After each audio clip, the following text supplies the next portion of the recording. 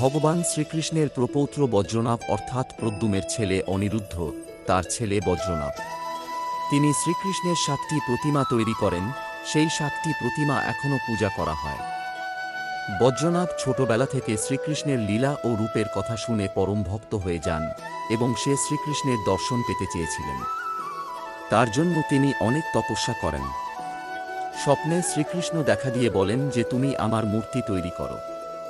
তিনি যখন মূর্তি তৈরি করতে যান তখন এক মূর্তিতে কৃষ্ণকে বর্ণনা করা তার পক্ষে সম্ভব হচ্ছিল না। কোনো মূর্তিতে পা ও পায়ের পাতা ঠিক ছিল, আবার কোনো মূর্তিতে মুখমণ্ডল ঠিক ছিল। এইভাবে তিনি 7টা মূর্তি তৈরি করেন।